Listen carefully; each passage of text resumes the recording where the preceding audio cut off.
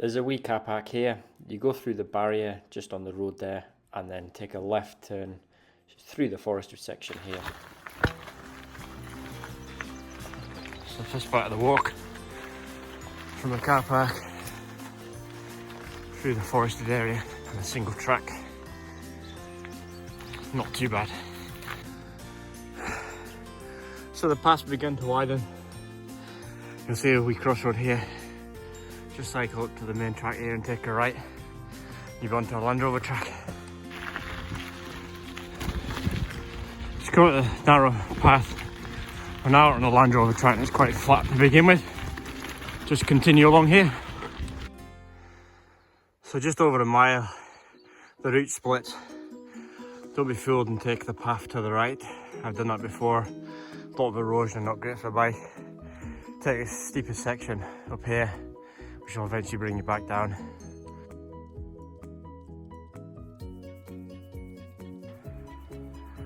So that's about 54 minutes, 4 miles. We've reached the river, so I'm leaving my bike here because we're going to be coming back across here later on. We're going to go slightly back, not far. You've got the tree line here. We're going to stick to the left of this and then work our way up towards Munro number 1. So there's a wee Land Rover track in the bracken here, just next to the tree line. It's not too bad, not too boggy. It's just over an hour and 10, about 540 metres. We're going to be heading slight northwest to this minor summit, which will then bring us around to our Munro. So we reached that minor summit in just under 2 hours. You go down the other side heading towards Bhuird with Beinn in the distance there before we start to drop and then head up to the first Munro. It's quite boggy where I've just passed, probably still is a little bit, but you can see how the path starts to go up. Pick up a faint line of path going down into the wee boggy section here, so just meander through it and then work your way up the other side. So about 2.5 hours. We're just making a descent along this grassy faint line, which will take us to the top. There is another path here which joins onto ours, which comes from the Derry Cairngorm, or the Derry Lodge area.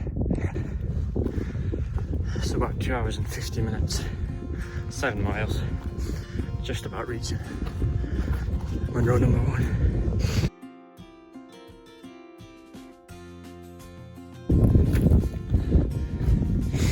So we ascend down, follow the path to the right here.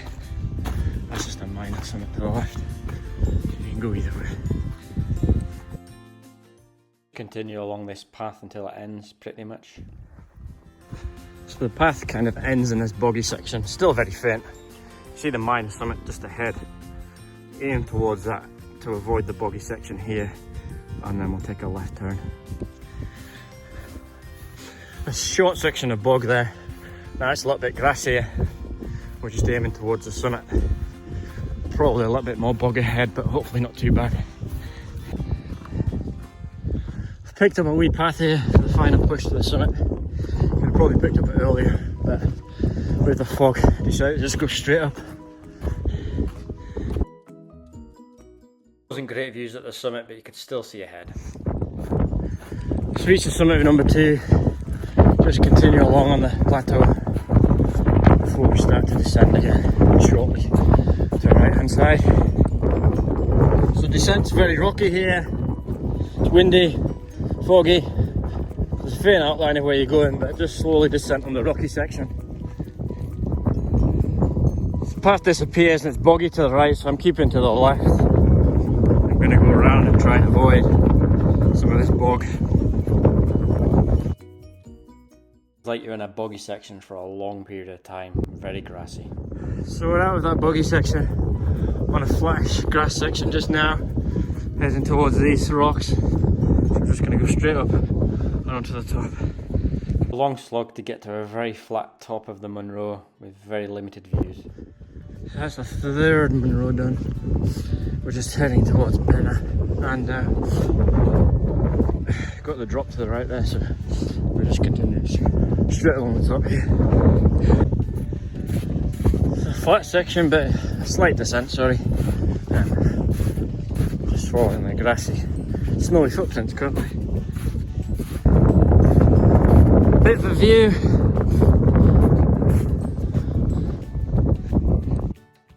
It's minor summit, but keeping slightly to the left and not to the largest part on the right. So we're descending towards this neck. You can see the zigzag path going up there. That takes you to Beinn. I've done that one, so because the weather's not great. Once we get down here, we're going to turn right and head back. Lots of loose rocks here, so it's best just to use walking sticks to assist. So we're at this neck, we've reached our junction.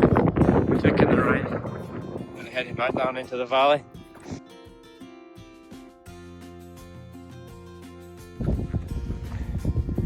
So we're just following this river down on the right hand side of it. The path's fairly straightforward. From memory, cross over the river again a number of times, and then hopefully back to the bike.